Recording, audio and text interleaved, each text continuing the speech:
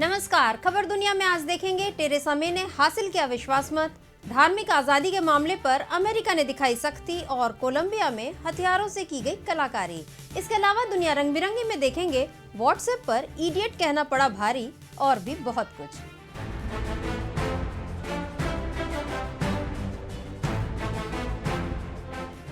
तो सप्ताह भर की चुनिंदा अंतर्राष्ट्रीय खबरों के साथ खबर दुनिया में आपका स्वागत है। मैं हूं सर्वमित्रा।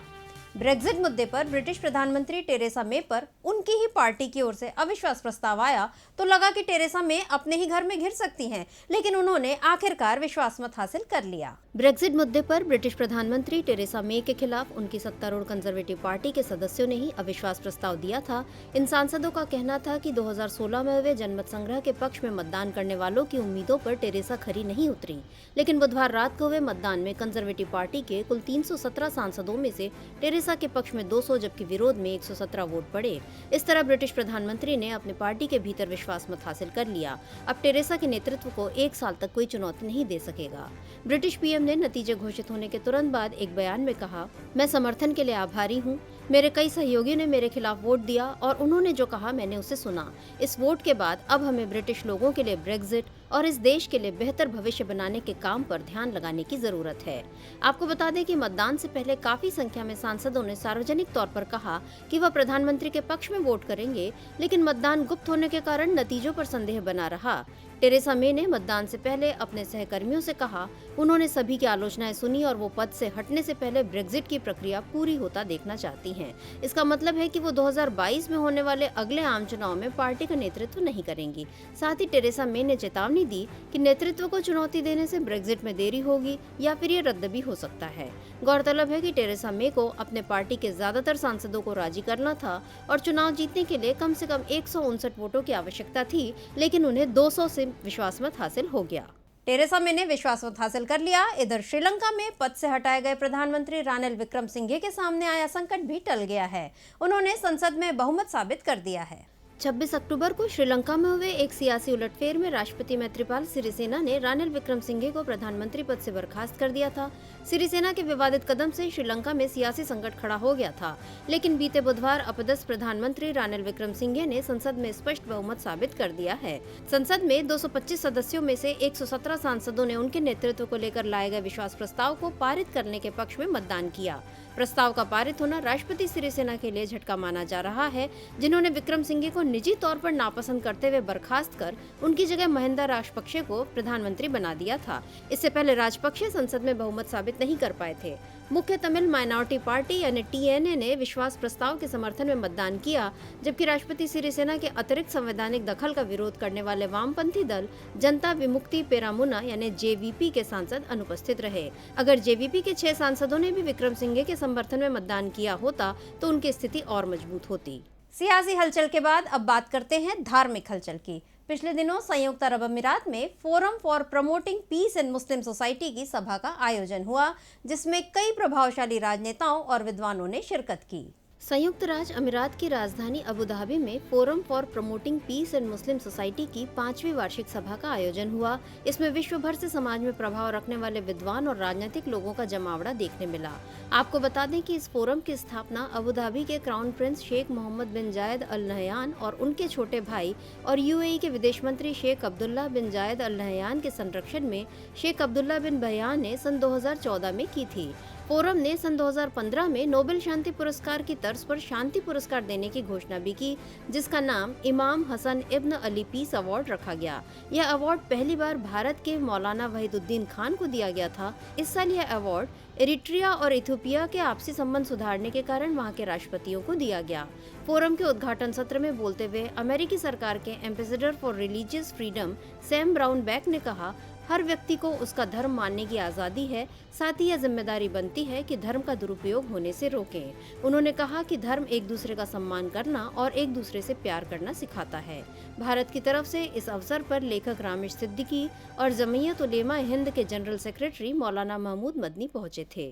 यूएई में धर्म और शांति की बात हो रही थी। इधर अमेरिका ने धार्मिक आज़ादी के उल्लंघन को लेकर कुछ देशों पर सख्ती दिखाई है, जिससे पाकिस्तान काफी नाराज है। अमेरिका ने पाकिस्तान, चीन, सऊदी अरब और 7 अन्य देशों को धार्मिक आज़ादी के उल्लंघन करने वाले देशों के तौर पर चिन्हित किया है। इसके साथ ही ट्रंप प्रशासन ने अल नुसरा फ्रंट, अरब प्रायद्वीप में अल-कायदा, अल-अबाब, बोको हराम, हौदी, आईएसआईएस खुरासान और तालिबान को भी खास तौर पर चिन्हित किया है। विदेश मंत्री माइक पोम्पियो ने कहा, 28 नवंबर 2018 को मैंने लगातार धार्मिक आज़ादी के उल्लंघन के लिए बर्मा यानी म्यांमार, चीन, इरिट्रिया, ईरान, उत्तरी कोरिया, पाकिस्तान, सूडान, सऊदी अरब, ताजिकिस्तान और तुर्कमेनिस्तान को 1998 के अंतर्राष्ट्रीय धार्मिक आज़ादी कानून के तहत खास चिंता वाले देशों में रखा था। धार्मिक आज़ादी के गंभीर उल्लंघन के लिए कोमोरोस, रूस और उज्बेकिस्तान को भी विशेष वॉच लिस्ट में रखा गया है। इधर पाकिस्तान ने उसे धार्मिक स्वतंत्रता का उल्लंघन करने वाले देशों की सूची में रखने के अमेरिका के फैसले को एक तरफा और राजनीति से प्रेरित करार दिया है। पाकिस्तान के विदेश मंत्रालय ने एक बयान में कहा, पाकिस्तान अमेरिका की एक तरफा और राजनीतिक रूप से प्रेरित उसकी वार्षिक धार्मिक स्वतंत्रता रिपोर्ट की पृष्ठभूमि में जारी की गई सूची को नकारता है। उसने कहा, इन दर्जों से पूर्वाग्रह स्पष्ट है और इसकी प्रामाणिकता और निष्पक्षता के साथ साथ स्वयंभू जूरी पर भी गंभीर सवाल हैं।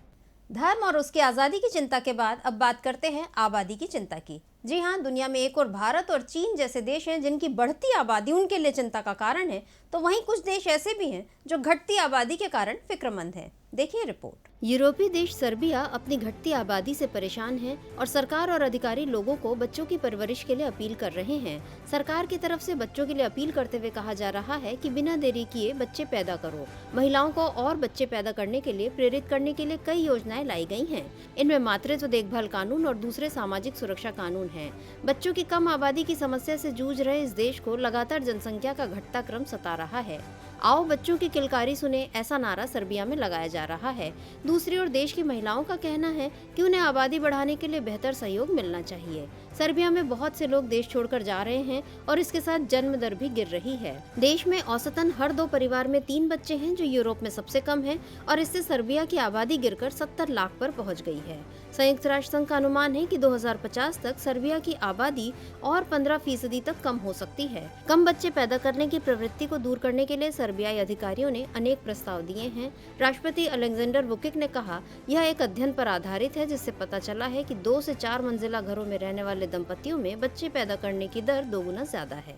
सर्बिया से अब बढ़ते हैं कोलंबिया की ओर, जहां हथियारों का नया उपयोग किया जा रहा है। जो हथियार संहार करते हैं उनसे कोलंबिया में कलाकारी की जा रही है। कोलंबियाई विद्रोहियों के गृह युद्ध में इस्तेमाल किए गए हथियारों को गलाकर बने टाइल से अब राजधानी बगोटा में इमारत बन रही है। हथियारों का यह रचनात्मक उपयोग करना शुरू किया है आर्टिस्ट डोरिस सेल्किडो ने। आपको बता दें कि कोलंबिया के क्रांतिकारी सैन्य बल यानी फार्क ने पिछले साल करीब 37 टन राइफल, पिस्टल और ग्रेनेड को खत्म किया था। डोरिस ने इन्हें गलाया और इन्हें टाइल्स का रूप दे दिया। इन टाइल्स को राजधानी बगोटा में राष्ट्रपति भवन से कुछ दूरी पर एक नई आर्ट गैलरी की फर्श पर लगाया गया है। फ्रेगमेंट्स नाम की यह आर्ट गैलरी इसी सप्ताह शुरू हुई है। डोरिस कहती हैं कि इतनी मात्रा में खत्म किए गए हथियारों की सूचना से उन्हें ख्याल आया कि विध्वंस करने वाले लोगों को बेपनाह दर्द देने वाले इन हथियारों का विकास के लिए, सबको सुखद एहसास देने के लिए क्या इस्तेमाल नहीं किया जा सकता। यहीं से इस पूरी योजना को साकार रूप मिला और भारी मात्रा में हथियारों को गलाने से तैयार हुए पदार्थ को सांचे में ढालकर टाइल का रूप दिया गया। आर्ट गैलरी में युद्ध के भयानक रूप को दिखाया जाएगा। इसमें युद्ध की त्रासदी के चित्र होंगे, पीड़ितों के दुख बयां करते आर्ट वर्क और युद्ध के परिणामों का लेखा जोखा होगा। साथ ही एक अपील होगी कि भविष्य में ऐसा कुछ न हो जो मानवता के खिलाफ हो। कोलंबिया के राष्ट्रपति इव ए डेग ने इस आर्ट गैलरी का उद्घाटन किया। डोरिस कहती हैं, आर्ट गैलरी के निर्माण में युद्ध के हथियारों से तैयार टाइल्स लगे हैं। इन पर ही युद्ध की त्रासदी दिखाई जाएगी। यह गैलरी इस बात को प्रमाणित करेगी कि हमारा जन्म किसी को कत्ल करने के लिए नहीं हुआ है। हम किसी भी मुद्दे को बातचीत से हल कर सकते हैं। इस परियोजना में कोलंबिया की सेना ने भी मदद की। सेना के पास ही ऐसी भट्टियां हैं जहां अधिक तापमान में हथियारों को गलाया जा सकता था। हथियारों से तैयार की गई टाइल्स से क्यूबा में भी स्मारक बनाया जाएगा।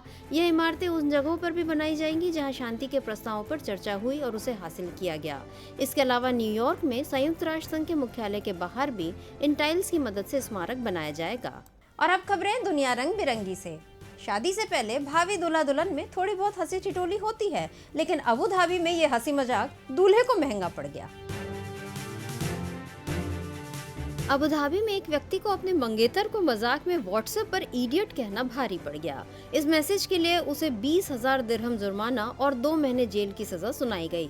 बताया जा रहा है कि व्यक्ति ने व्हाट्सएप मैसेज पर अपनी मंगेतर को अरबी में हबला यानी अंग्रेजी में इडियट लिखकर भेजा, जो कि महिला को अपमानजनक लगा और उसने व्यक्ति के खिलाफ शिकायत दर्ज करवा दी। एक वकील हसन अल रियामी ने बताया कि यहाँ के कानून के अंतर्गत सोशल मीडिया पर कुछ भी अपमानजनक कहने को साइबर क्राइम कहा जाता है। मजाक में कहा गया इडियट शब्द अपमान के तौर पर लिया गया। अपमान और हंसी उड़ाने का फर्क सीखने में उम्र लग जाती है। खैर, उम्र की बात निकली है तो आइए देखते हैं ऑस्ट्रेलिया की इरेने को, जिनकी हिम्मत के आगे दुनिया के युवा पस्त दिखते हैं। ऑस्ट्रेलिया में 102 साल की एक बुजुर्ग महिला ने वह कर दिखाया जिसे करने का दम कई युवाओं में भी नहीं है। इरेने ओशिया नाम की इस उम्रदराज महिला ने 14,000 फुट की ऊंचाई से छलांग लगाई है।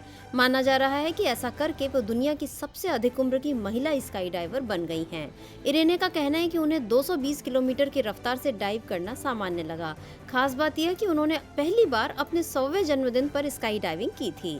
आयोजकों का दावा है कि 102 साल और 194 दिन की उम्र में उनकी यह डाइव सफल रही, जिससे उन्होंने अपना नाम इतिहास की किताब में दर्ज करा लिया है। इरेने ने कहा, आसमान बिल्कुल साफ था और मौसम अच्छा था, लेकिन बहुत ठंड थी। इरेने का यह कारनामा केवल रिकॉर्ड बुक में दर्ज नहीं होना चाहिए, बल्कि दुनिया भर के बच्चों, युवाओं और वृद्धों को इससे प्रेरणा लेनी चाहिए कि जीवन में किसी भी काम के लिए उम्र कोई बाधा नहीं बन सकती। तो आज के लिए बस इतना ही। अगले हफ्ते फिर मिलेंगे कुछ और अंतर्राष्ट्रीय खबरों के साथ। तब तक देखते रहिए डीबी लाइव। नमस्कार। हमारे चैनल से जुड़े रहने के लिए YouTube पर टाइप करें DB लाइव, सब्सक्राइब बटन को क्लिक करें और बेल आइकन को दबाना न भूलें ताकि खबरें आप तक पहुंचती रहें। देखते रहिए DB लाइव, क्योंकि यहाँ हैं खबरें लगातार।